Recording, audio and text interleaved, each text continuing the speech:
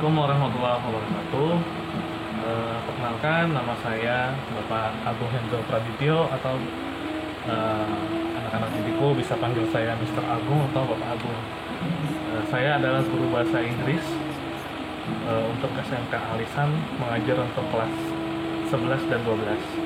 Nah, untuk hari ini pembelajaran jarak jauh kita yang pertama, tapi mohon maaf hari ini Bapak tidak bisa online memberikan materi atau menjelaskan materinya secara langsung, tapi Bapak buatkan dalam bentuk video interaktif bersamaan dengan penjelasan dan materi yang akan ditayangkan dalam sebuah live video.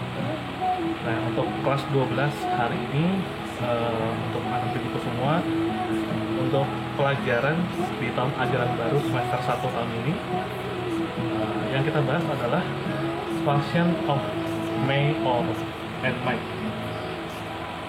Saya ulangi, judul atau materi yang kita bawakan, yang kita pelajari hari ini namanya function of may and might. Artinya sama aja, may and might itu artinya mungkin atau bolehkah.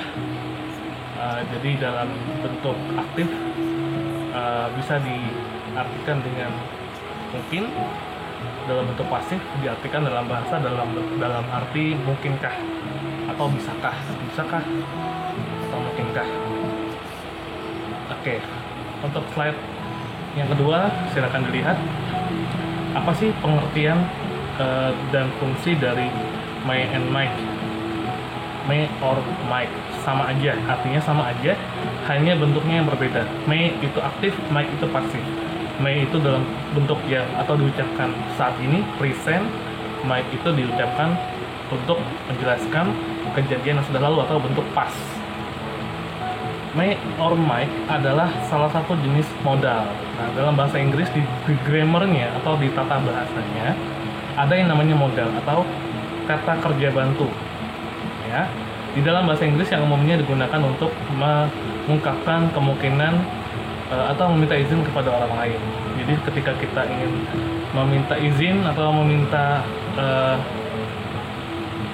izin atau perizinan untuk melakukan sesuatu kepada orang lain, kita harus mengucapkan may or might. Oke, apa itu modal?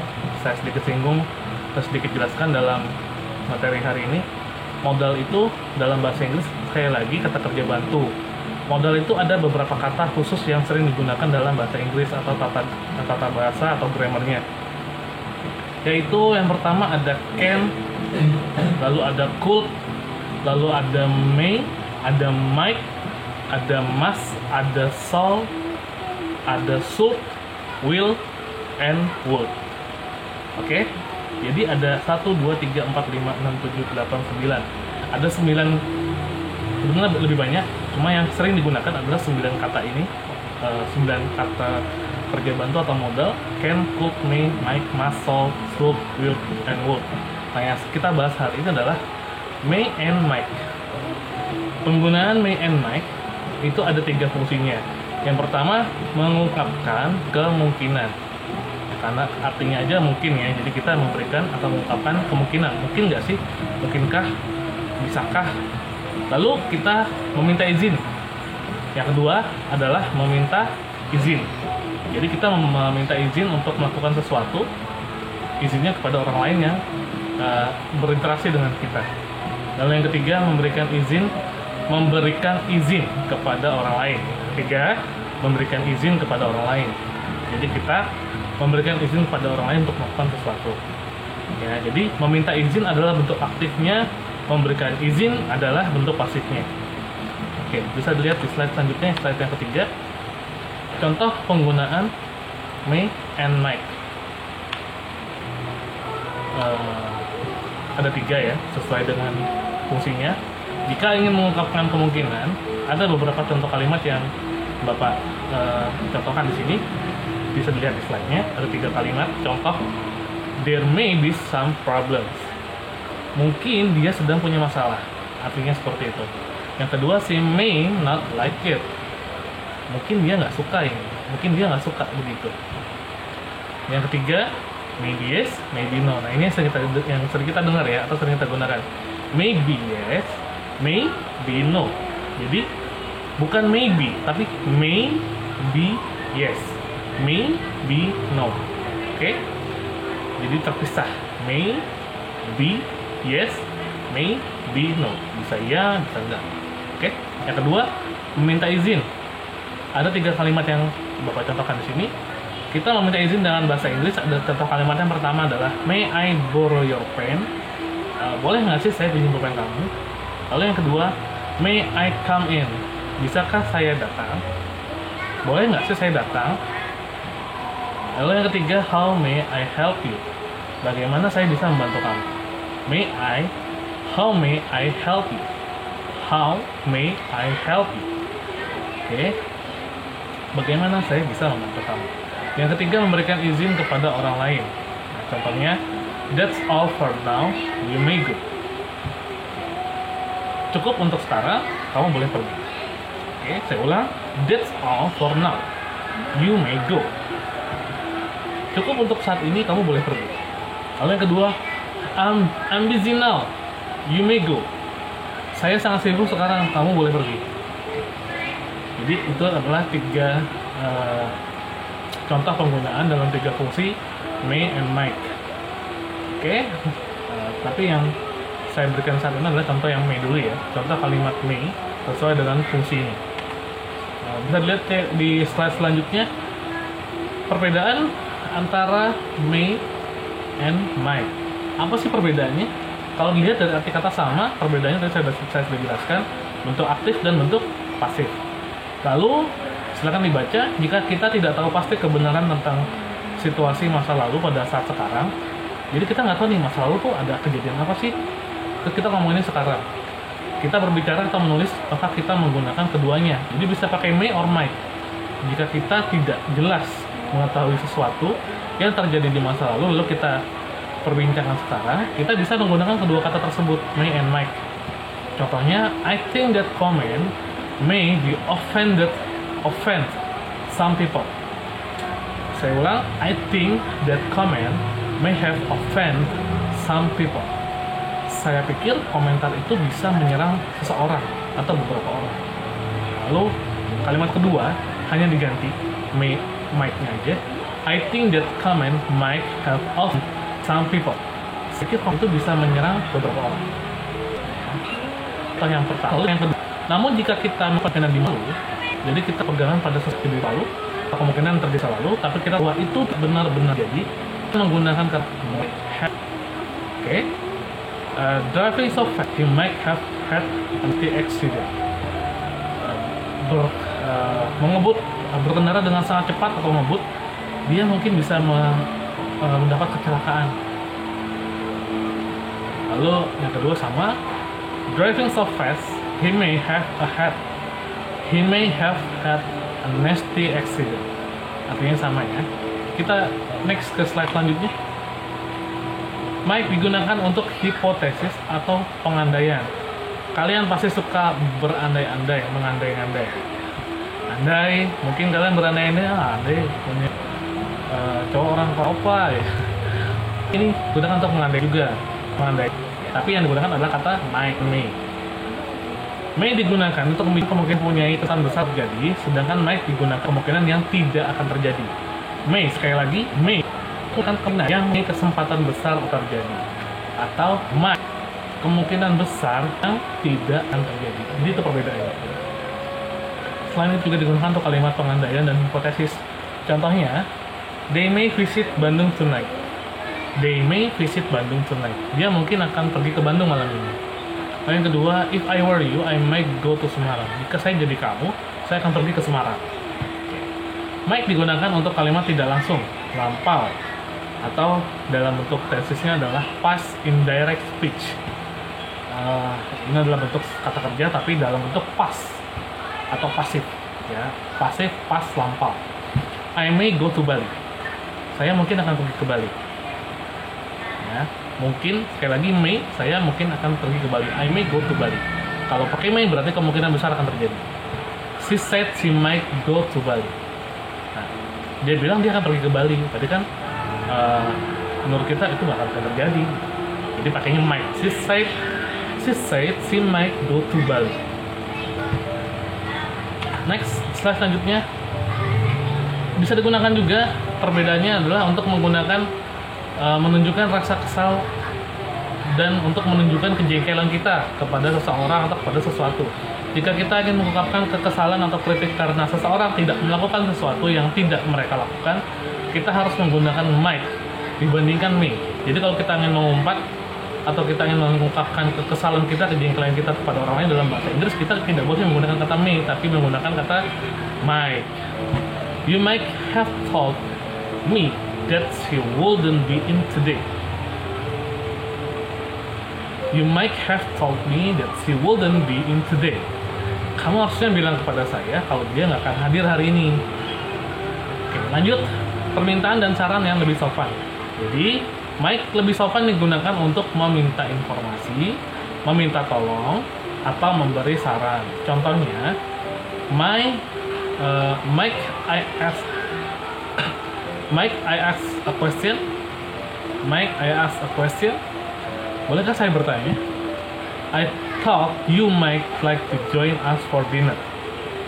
Be careful, it might be dangerous. Nah, ini sering kita lihat, kita dengar. Be careful, it might be dangerous. Hati-hati, ini mungkin berbahaya. Lanjut ke slide selanjutnya. Mengungkapkan harapan. May digunakan untuk mengungkapkan harapan. Kita tidak bisa menggunakan God. Contoh, may you be happy, may God bless you. Jadi kita memberikan pengungkapan atau harapan dalam sebuah kalimat itu menggunakan kata may. May you be happy, may God bless you. Oke. Meminta izin atau memberi izin, might lebih formal dibandingkan dengan may. Jadi kalau untuk menggunakan kata yang lebih formal, lebih sopan, lebih santun, menggunakan kata might, jangan gunakan kata may. Contohnya, may I borrow your pen? Oke, itu sopan. May sopan, tapi tidak formal. May I borrow your pen? Lalu yang kedua, might I borrow your pen? Might I borrow your pen? Bolehkah saya meminjam pulpen kamu? Itu bentuk kalimat atau permintaan yang sopan dan formal karena menggunakan kata might. Kalau menggunakan kata may, hanya sopan. Oke. Meminta izin atau memberikan izin, contoh selanjutnya ketika kita memberi atau menolak izin hanya may, selain can yang hanya bisa digunakan, sedangkan might tidak bisa. Contohnya dalam bentuk yang sopan adalah yes, you can borrow my pen. Itu sopan. Kalau ditanya might I borrow your pen, jawabnya dengan yes, you can borrow my pen. Itu sopan. Nah, tapi ada yang lebih formal jawabannya, yaitu jika ditanya might I borrow your pen, yes, you may borrow my pen. Nah, jadi menggunakan kata may. You may borrow my pen. Oke, kamu boleh pinjam pulpen saya kok. Next, sebagai catatan penting, pada dasarnya ini conclusion-nya atau kesimpulannya, pada dasarnya might adalah bentuk lampau atau bentuk pasif dari kata may. Oleh karena itu, jika kita mengungkapkan kejadian dalam bentuk present atau saat ini kita mengungkapkan kejadian yang kita sebutkan, kita ceritakan, dan jika kita mengacu pada kejadian lampau, maka kita menggunakan may. Tapi kalau kita menggunakan may, itu untuk kita sebutkan atau kejadiannya kita ungkapkan saat ini. Akan tetapi orang-orang Inggris, karena bahasa Inggris itu digunakan oleh orang-orang Inggris dan akhirnya menjadi bahasa universal, bahasa dunia, saat ini tidak membuat perbedaan antara keduanya. Jadi semuanya hampir sama aja karena sering dipakai oleh orang-orang yang menggunakan bahasa Inggris di seluruh dunia. Dengan kata lain, may or might bisa digunakan untuk present tense, future tense, serta past tense. Nah, ini bentuk-bentuk tense atau bentuk-bentuk pola kalimat sesuai dengan penempatan waktunya. Nanti akan saya jelaskan di lain waktu. Saat ini saya jelaskan contohnya saja. Penggunaan kata may dan might untuk jenis tense present or future event. Contoh yang pertama untuk present or future event. Present itu untuk saat ini, future itu untuk sesuatu yang akan kita lakukan, yang akan kita lakukan di masa depan atau di masa yang akan datang. She thinks she may be going crazy. She thinks she may be going crazy. Dia pikir dia akan gila. Dia pikir dia akan mencoba hal gila. She thinks she might be going crazy. Jadi bisa menggunakan may or might untuk tenses present atau future. Yang kedua, jika ingin menggunakan kata past, tenses past tense, keduanya bisa digunakan. I might have forgotten to mention it all the time. I may have forgotten to mention it at the time. Saya ulang ya. I might have forgotten to mention it at the time. I may have forgotten to mention it at the time. Artinya adalah saya mungkin lupa menyebutkan ini waktu itu. Oke. Lanjut. Oke, itu adalah akhir dari pembahasan kita hari ini. Nanti ada sedikit soal yang saya berikan atau tugas yang saya berikan. Anak didik sekalian bisa menjawab soalnya, hanya 10 soal. Tolong digunakan waktunya dengan baik, dipelajari lagi materi yang saya berikan.